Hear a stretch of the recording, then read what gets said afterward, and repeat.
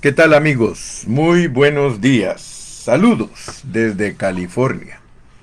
Hoy Estados Unidos amaneció con su nuevo presidente electo, Donald Trump.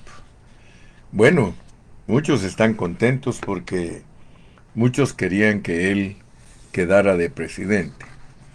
Bueno, hay gente que no cree en la política. Sin embargo, Dios, Dios es político. Dios en la Biblia demuestra que Él es el que quita y pone reyes. Miren, si Dios no estuviera interesado en la política, Él sencillamente no hubiera dado tanta revelación a Daniel acerca de la historia política del mundo entero. Porque cuando uno lee el libro de Daniel, uno se da cuenta que Dios le dio un sueño al rey Nabucodonosor de una estatua.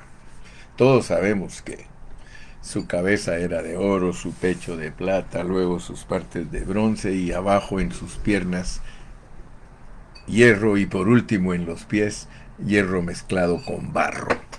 Así que Dios es el que conoce mejor que nadie la historia política de todo el mundo. Ahora bien, Él a todos los gobiernos que no tienen temor de Dios, los tiene como bestias. Para Dios, todos los gobiernos que no tienen temor de Él, los ve como bestias. Y una bestia pues solo sirve para pisotear, para destruir. Pero cuando Dios escoge un país para poner en alto su nombre, wow, entonces las cosas son distintas. Así que yo quiero decirles a todos ustedes que la política corrupta es la que Dios no se agrada. Pero Dios tiene pueblos, por ejemplo, tiene al pueblo de Israel que lo hizo depositario de su palabra, les encomendó a ellos que enseñaran la palabra a todo el mundo, y lo cual Israel no pudo llevarlo a cabo. Entonces Dios tuvo tratos con los gentiles. Y si usted lee cuidadosamente en Mateo, que es el Evangelio del Reino, ahí dice que el Señor cambió de manos su reino y se lo dio a la iglesia. Hoy día la iglesia es una entidad espiritual que tiene en ella el gobierno de Dios. Porque el gobierno de Dios es más que físico, espiritual. En realidad, Dios es el que mueve todas las piezas del ajedrez político. Y Él es el que quita y pone reyes, y Él es el que decide el destino de las naciones. Pero Estados Unidos, aunque muchos no lo quieren, sigue siendo el país número uno. Fíjese que no es China, no es Rusia, no es Corea del Norte, no es ningún país comunista el que es el número uno a los ojos de Dios. A los ojos de Dios el país número uno es Estados Unidos de Norteamérica. Y Dios, escuchen bien, así lo va a mantener hasta que aparezca el anticristo. Porque el anticristo es el que va a tomar control del gobierno global de la tierra.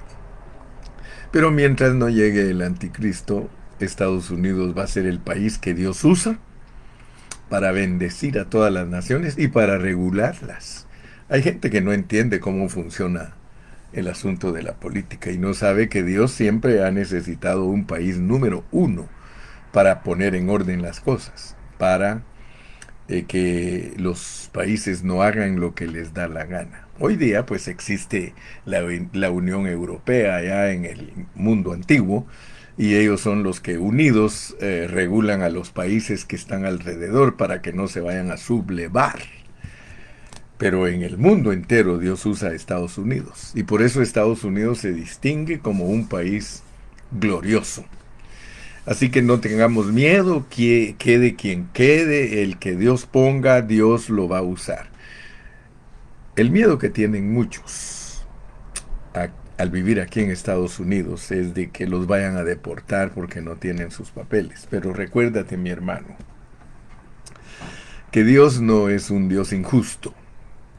Dios no va a permitir que sus hijos que le sirven íntegramente y que no tienen el estatus migratorio correcto, no vayan a padecer en una forma en la que se manifieste la injusticia del hombre. No, no, no. Sobre todo Dios es el que controla el corazón de Donald Trump y Él es el que lo va a inclinar a donde Él quiere. Y si algunos cristianos tienen que sufrir, dice que no nos preocupemos. En el mundo tendremos aflicción, pero no temáis. Dios está con nosotros. Así que en esta mañana, después de esta pequeña introducción medio política, por supuesto, te quiero decir que estamos estudiando las 42 generaciones que Dios usó para nacer como hombre en esta tierra. Y la Biblia dice que la Virgen María dio a luz a Jesús, quien vino a ser llamado el Cristo. Llamado el Cristo. Entonces nosotros estamos estudiando qué clase de Dios es el que nos vino en la persona de Jesucristo.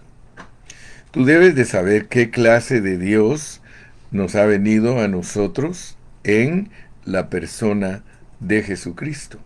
Y nos debe de impactar. Yo estoy totalmente impactado. Ayer puse los 38 atributos de Dios. Estos atributos le corresponden totalmente a Dios. Y son 38 los que están en el Nuevo Testamento. Pero que no sean palabras que caigan a tierra. Que no sean palabras que pasen por aquí, por este oído y salgan por este otro. No, no, no, no. Queremos, si es posible, saber de memoria esas 38 o esos 38 atributos. ¿Te recuerdas que durante este tiempo que hemos hablado de los atributos de nuestro Dios, de nuestro Padre Celestial, hemos dicho que todos estos atributos son para mostrar lo glorioso que es Dios? Y fíjate, dijimos que cuando Dios no es visible, que originalmente así es como conocemos nosotros a Dios, Dios es un Dios invisible. El Evangelio de Juan en el capítulo 1 dice: a Dios nadie le vio jamás. El unigénito Hijo de Dios, Jesucristo, es el que le ha dado a conocer. A veces los hombres tenemos cierta controversia en la mente porque nosotros somos como computadoras que estamos programados y no tenemos a veces flexibilidad para los conceptos. Espérame, ahorita te digo qué es lo que quiero transmitirte. Porque nosotros leemos textos como tales, como este, que dice: en Dios no hay sombra de variación. Dios no cambia. Fíjese, cuando uno agarra esos versículos, si uno tiene una mente estrecha, entonces uno puede pensar que Dios no cambia en nada. O sea que Él deja sus declaraciones fijas y que no tiene ni una pizca de deseo de cambiar algo. Pero si nosotros tomamos los conceptos así rígidos de esa manera, no vamos a entender otras cosas. Es mejor entender a Pablo, porque Pablo es el Dios de... Pablo presenta el Dios que dice sí y dice no. Y eso muchos no lo han visto. No han visto que, por ejemplo, Pablo prohíbe que se coman cosas sacrificadas a los ídolos. Pero al seguir desarrollando sus enseñanzas, de repente él dice: ¿saben qué? Ustedes pueden comer cosas sacrificadas a los ídolos, porque los ídolos al final del día no son nada. Así que nosotros no podemos decir que Dios no cambia. ¿Cómo vamos a decir que Dios no cambia si Él cambió del Antiguo Testamento al Nuevo Testamento en una forma radical? 180 grados. Él iba en una dirección y da un giro total de media vuelta y cambia de rumbo. ¿Quién me puede decir a mí? ¿Será que alguien se atreva y me diga, hermano Carrillo, usted está equivocado porque Dios no cambia? Es que Él no cambia en lo que no tiene que cambiar. Eso sí es ciertísimo. Pero en lo que Él tiene que cambiar, Él está dispuesto a hacer los cambios. Por eso, nosotros tenemos que tener cuidado como hablamos. Porque no es nada más de ponerse aquí enfrente de todos y hablar. No. Por eso es que Él tiene atributos y Él quiere que nosotros conozcamos todos estos atributos, hermano. Ayer se los puse, usted puede abrir la página de José Gilberto Carrillo y ahí están los 38 atributos. Y es que Dios se dio a conocer. Siendo el Dios invisible, nos dice Colosenses que Cristo es la imagen del Dios invisible. Y Juan capítulo 1 dice que a Dios nadie lo ha visto jamás, pero dice que aquel verbo que no se miraba, se hizo carne, se hizo hombre, y nació entre los hombres, y que trajo la gloria y la verdad. Y vimos su gloria, ¿sí? Y su realidad. Entonces, la gloria de Dios es su expresión. Cristo vino para expresar a Dios. Vimos los primeros 10 atributos, es que Dios es vida, Dios es amor, Dios es luz, Dios es riquezas, Dios es plenitud, Dios es santidad, Dios es justicia, Dios es sabiduría, Él es prudencia y Él es fidelidad. Solo imagínese esas 10 riquezas que son atributos exclusivos de Dios y que son expresados a través de ese gran hombre, de ese Dios hombre, de Jesucristo. Ahora, estamos viendo los siguientes 10, pero no hemos terminado los siguientes 10. Pero ya vimos que Dios es veraz y que todos los hombres son mentirosos. Ya vimos que Dios es sencillo, no tiene Él ninguna complicación. Ya vimos que Dios es sincero y que la sinceridad es el producto de la sencillez y que toda persona que es sencilla es por naturaleza sincera. Pero todo hombre complicado y astuto es mentiroso.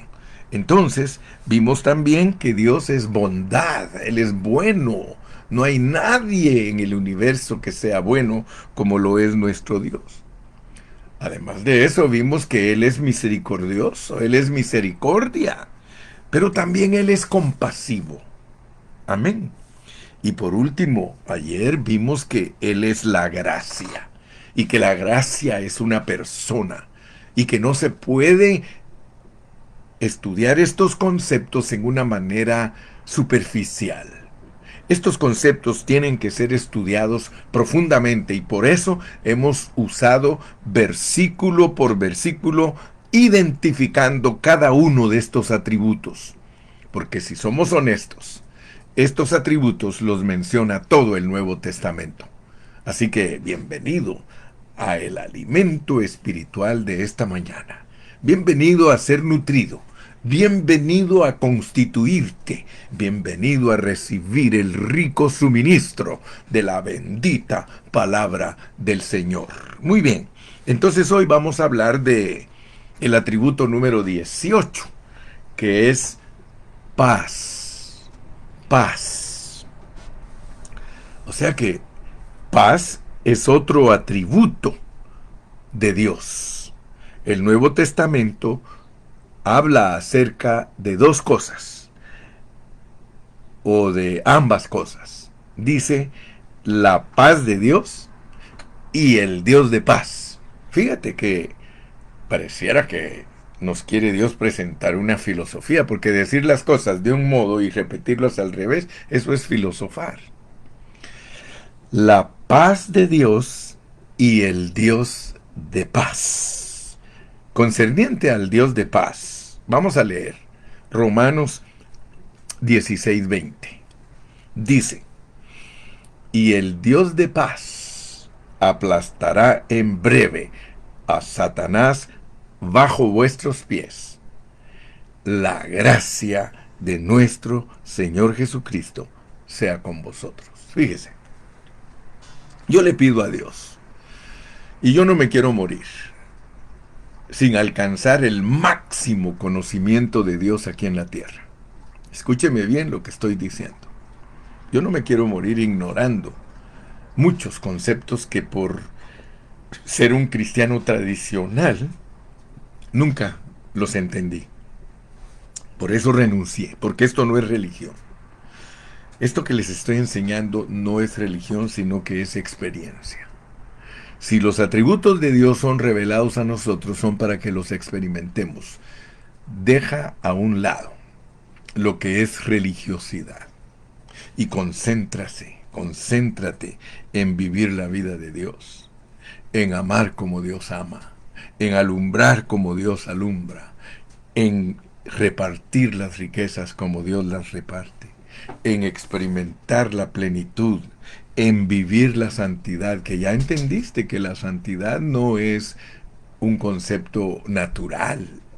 El concepto natural de santidad está tan distorsionado, hermano, tan rebajado y tan perdido. No hay brújula. Los cristianos no tienen brújula para entender lo que es la santidad de Dios, y por eso la han relegado a asuntos superficiales y externos. Cuando la realidad, hermano, la realidad de la santidad de Dios es que nosotros no fuimos escogidos para ningún propósito común, sino que fuimos escogidos para un propósito eterno, divino y definido.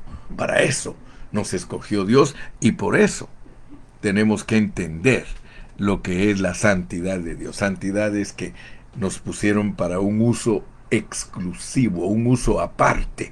Nosotros no nos prestamos para ningún propósito humano. Esto que el hermano Carrillo predica todos los días no tiene propósito humano, tiene propósito divino. Por eso es que Dios quiere elevar a los humanos a su divinidad. Bendito sea el nombre del Señor. Y el Dios de paz aplastará en breve a Satanás bajo vuestros pies. La gracia de nuestro Señor Jesucristo sea con vosotros. Si Dios dice en su palabra, y por eso es que estudiamos los conceptos, y tú tienes que aprender a unir los conceptos bajo su contexto. Si Dios te dice que Él es un Dios de paz que va a aplastar a Satanás, quiere decir que por culpa de Satanás es que no hay una paz verdadera y duradera. Donde quiera que no hay paz es el trabajo de Satanás. Donde quiera que tú estés, si en tu hogar no hay paz, Satanás está trabajando allí muy ampliamente. Si en tu matrimonio no hay paz, Satanás está trabajando allí. Si en tu vida de iglesia no hay paz, Satanás está trabajando allí. Mira, yo soy práctico y no me hago bolas. Y la paz de Dios, que sobrepasa todo entendimiento, guardará vuestros corazones y vuestros pensamientos en Cristo Jesús. Entonces, la paz de Dios es, de hecho, Dios como paz. Por eso te dije que está la paz de Dios y está el Dios de paz. A nosotros las dos cosas nos las enseña la Biblia. Enseña la paz de Dios y el Dios de paz. La paz de Dios es de hecho Dios como paz infusionado dentro de nosotros a través de nuestra comunión con Él por medio de la oración. Oh, mi hermano, qué triste. La realidad es triste en miles de congregaciones. Los hermanos no les gusta orar. Yo espero que todos los hermanos que no van a la reunión de oración porque les queda lejos el lugar de reunión, que oren en sus hogares, que sean hermanos de oración, que dediquen su tiempo. Si usted sabe que su grupo se reúne el día martes a las 7 de la noche y está orando su grupo de 7 a 8, usted en el hogar, hombre, allí, agarre a su familia y está bien. No pudo ir hasta allá porque algunos dicen, me toma media hora para manejar a donde están mis hermanos orando y media hora de regreso. Solo manejando pierdo la hora. En cambio, si me uno en oración, a mí se... Pero háganlo de verdad. Por eso les dije, hagan las cosas de verdad. No vivamos asuntos pretendidos. Porque en inglés le dicen, just pretend. Pretender es querer imitar algo. Dios no quiere que estemos bajo pretensiones, sino bajo realidades. Si te quedaste en casa, ora porque te estoy diciendo que por medio de la oración Dios nos infusiona su paz. El resultado de tu paz es porque tú oras y Dios te está infusionando. ¿Por qué? Porque nosotros necesitamos un contrapeso. Tú necesitas un contrapeso en contra de tus problemas. Si no hay nada que le haga contrapeso a tus problemas, estás descuidado. La oración le hace contrapeso a tu ansiedad. La oración es el antídoto, es la medicina para tu ansiedad. Leamos Juan 16:33. Juan 16:33. Juan 16:33. Dice, estas cosas os he hablado para que en mí tengáis paz. Fíjate, te dije que nosotros estudiamos la palabra de Dios bajo contexto. Estas cosas os he hablado para que en mí tengáis paz. En el mundo tendréis aflicción. O sea que, como dice ese canto, but he never said that you only see sunshine. Él nunca dijo que todo iba a ser brillo de sol. No, él dice, en el mundo tendréis aflicción. Pero confiad, yo he vencido al mundo. Ok, Satanás usa el mundo para afligirnos. Mire, mucha gente, ahora que estábamos hablando un poco de política, hay mucha gente que está turbada. Hay mucha gente que está apenada, está afanada porque cree que los hombres le pueden arreglar al país los problemas económicos, los problemas políticos, los problemas sociales. Pero quiero decirte, nadie puede arreglarle al hombre sus problemas. Además, los problemas son parte de nuestra vida.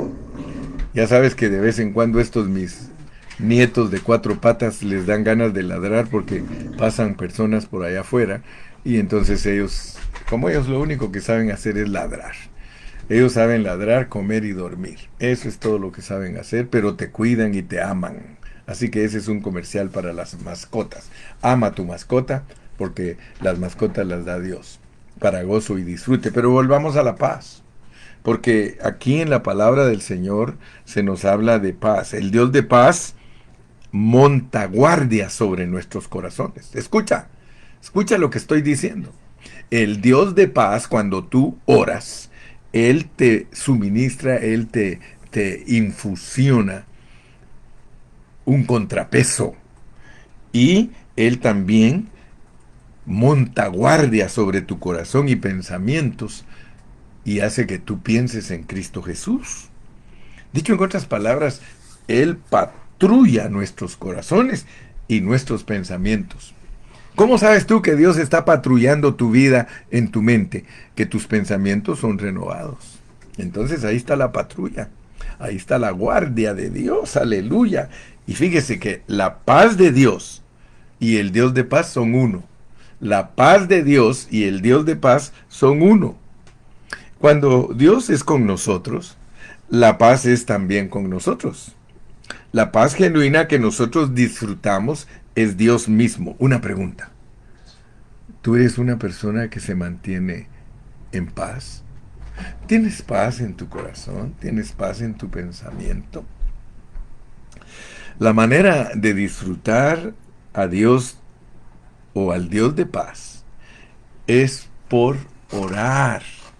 Porque cuando tú oras, tú mantienes comunión con Él. Yo tengo mis compañeros de oración todos los martes. Tengo un grupito. A veces son 20, a veces son 30. Si tengo mucha bendición, llegan 40. Pero quiero decirte que cada vez que nosotros oramos, mira, anoche estábamos orando, intercediendo, pidiéndole a Dios bendiciones espirituales más que materiales, pidiéndole a Dios bendiciones espirituales para todos los que se reúnen con nosotros.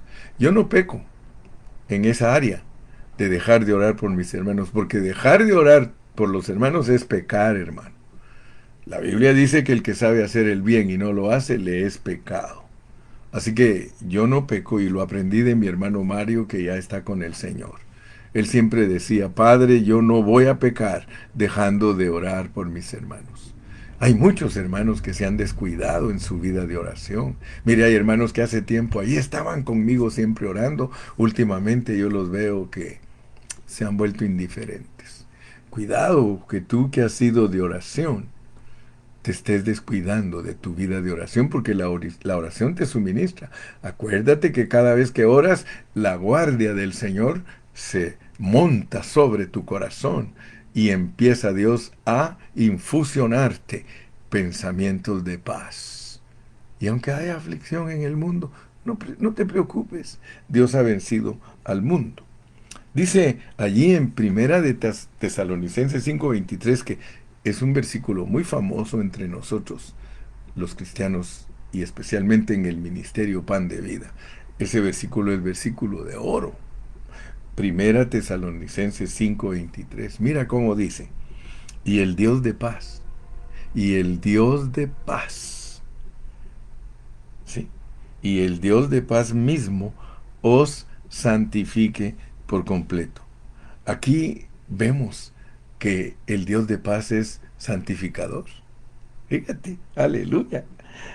Su santificación trae paz.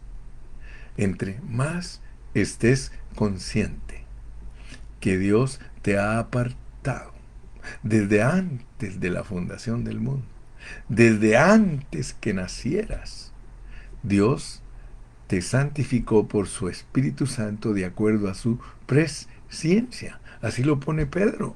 Pedro dice que nosotros fuimos santificados según la presciencia de Dios. O sea que aún antes de que tomásemos nuestros cuerpos humanos, nosotros fuimos separados, fuimos apartados para algo muy especial. Por eso no nos prestemos a otras cosas. No nos prestemos a la manipulación de este mundo. No te prestes para que el Satanás te gane y te lleve en otras direcciones. Aquí vemos que el Dios de paz es santificador. O sea que su santificación trae paz. Cuando nosotros somos totalmente santificados por Él, desde adentro, disfrutamos su paz en cada dirección, en cada problema, en cada situación, en cualquier situación. Si tú, escúchame bien, disfrutas al Dios de paz, entonces Él te va a traer paz en cada dirección. En nuestra experiencia, paz es una condición que resulta de la gracia.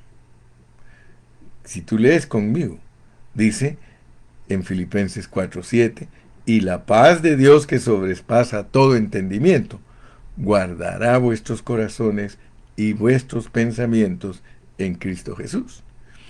El resultado del disfrute de Dios nuestro Padre, eso trae paz. Cuando disfrutamos a Dios como gracia, estamos en la condición que es estar llenos de descanso y de satisfacción. Esto es paz. Gracia es una condición, ¿sí? Sí. O sea que gracia es una sustancia, perdón. Gracia es una sustancia, paz es una condición. Gracia es una sustancia, paz es una condición. La sustancia de gracia es Dios mismo y la condición de paz es la que resulta de disfrutar a Dios como gracia.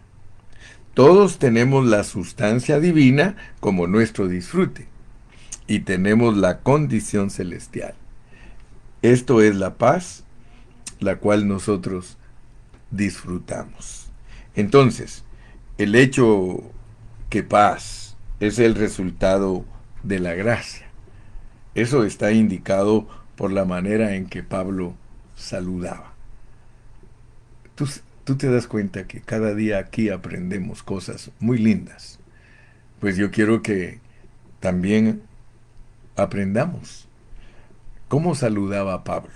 Vamos a Efesios 1:2. Efesios 1:2. Efesios 1:2. Efesios 1:2. Efesios 1:2. Dice Efesios 1:2.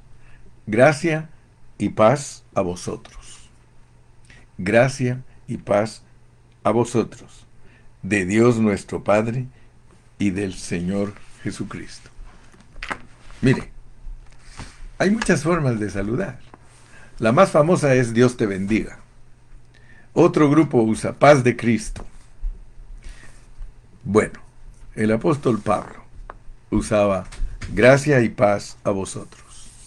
Gracia y paz a vosotros, de Dios nuestro Padre y del Señor Jesucristo. ¿Qué es lo que tú le estás diciendo a los hermanos cuando les dices gracia y paz a vosotros? Gracia y paz de Dios nuestro Padre y del Señor Jesucristo. Te está diciendo que la gracia produce paz. Gracia y paz a vosotros. La gracia, fíjate, la gracia produce paz. O sea que esta paz es el resultado de disfrutar a Dios. Así de sencillo, mira, pero analiza bien lo que está diciendo el hermano Gilberto. ¿Ya sabes lo que es la gracia? La gracia es Dios mismo. La gracia es Dios trabajando a través de ti. La gracia es que tú no estás haciendo nada. La gracia es que tú no te estás esforzando humanamente, sino que estás viviendo a Cristo. Entonces, cuando tú le dices a un hermano, gracia y paz, hermano, le estás diciendo, hermano, vive a Cristo para que tengas paz. Gracia y paz. Ahora, yo no le puedo dar gracia y paz a otros si yo no la disfruto. Si yo disfruto la gracia, yo vivo en paz, entonces mi saludo es personal, gracia y paz. Yo creo que muchos de nosotros no nos atrevemos a saludar como se saluda bíblicamente, porque nosotros no experimentamos eso. Pero si tú experimentas la gracia y la paz, no tengas temor. Saluda. ¿Por qué no todo este mes de noviembre te propones de saludar a todos con gracia y paz, hermano? Gracia y paz. Y cuando te pregunten, hermano, ¿pero qué quiere decir gracia y paz? Hermano, significa que estoy disfrutando a Cristo y eso me da paz. Cada uno de nosotros que viva a Cristo, segurísimo que experimenta paz. La paz resulta del disfrute de Dios. Eso quiere decir gracia y paz. La paz es el resultado de disfrutar a Dios. La paz es el resultado de disfrutar a Dios como gracia, la cual es un atributo de Dios, quien nosotros disfrutamos.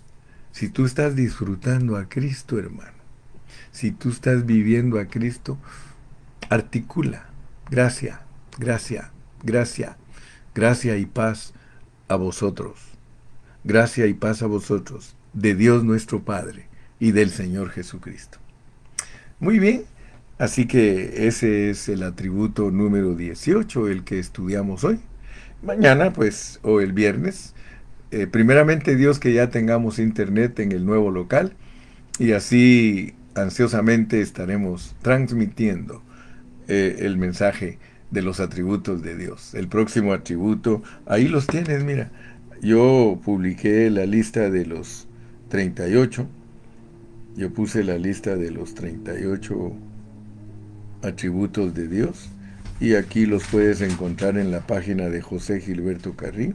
El número 18 es la paz. Mira, de la gracia viene la paz. Así que si agarras la onda, de la paz viene el gozo y del gozo viene la esperanza. Así que el 18 es paz, el 19 es gozo, el 20 es esperanza, el 21 es consolación, el 22 es benignidad, el 23 es paciencia, y ahí la llevamos. Que Dios te bendiga, Dios te guarde. Despídete.